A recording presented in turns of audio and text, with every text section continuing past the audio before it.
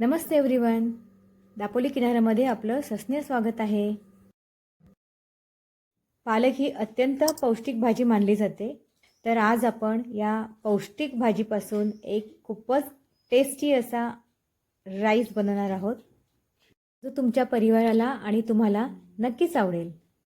Recipe बनवायला सुरुवात करूया.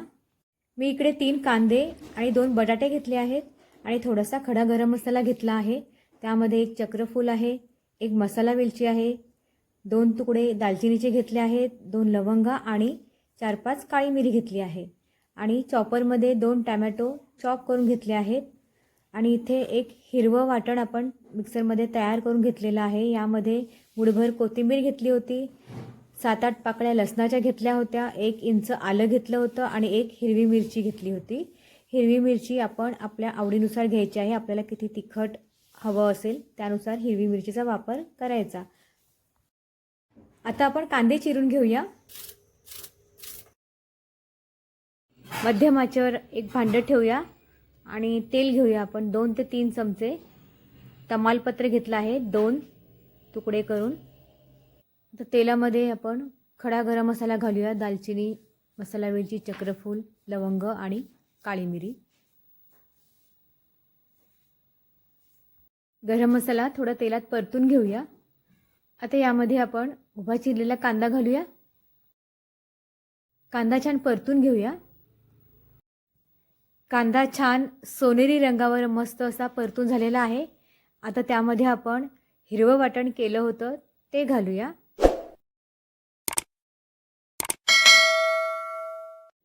हा हिरवा मसाला आपण कांद्यामध्ये खूप छान असा परतून घेऊया. हिरवा मसाला आणि कांदा छान मिक्स करून परतून झालेला आहे. आता त्यामध्ये आपण कोरडे मसाले घालूया. हा 1 मोठा चमचा पुलाव मसाला घातलेला आहे. पुलाव मसाला छान मिक्स करून घेऊया. आता यामध्ये आपण चॉप केलेले टोमॅटो घालूया. टोमॅटो मसाल्यामध्ये छान असे परतून घेऊया. टोमॅटो आणि मसाला छान असा एकजीव परतून झालेला आहे.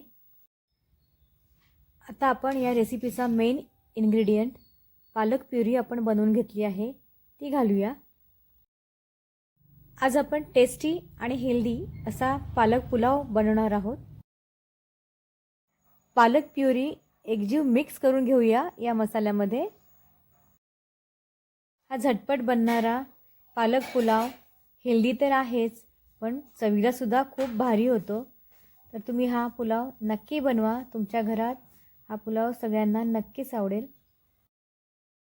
आपण 2 बटाटे घेतले होते ना, ते आता यामध्ये आपण चिरून घालूया. बटाटे छान मिक्स करून घेऊया मसाल्यामध्ये.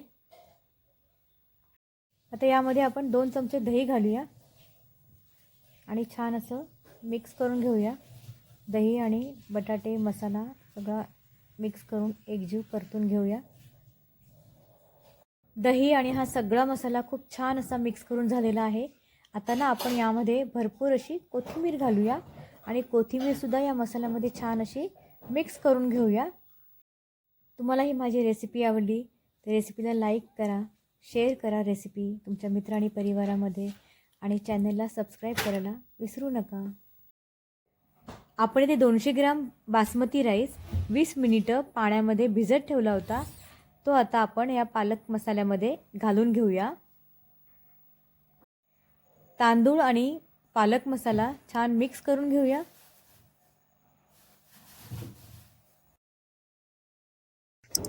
तांदूळ आणि पालक मसाला छान असा एकजीव मिक्स करून झालेला आहे. आता आपण यामध्ये पाणी घालूया. जेवढा आपण तांदूळ घेतला होता त्याच्या दुप्पट आपण यामध्ये पाणी घालणार आहोत.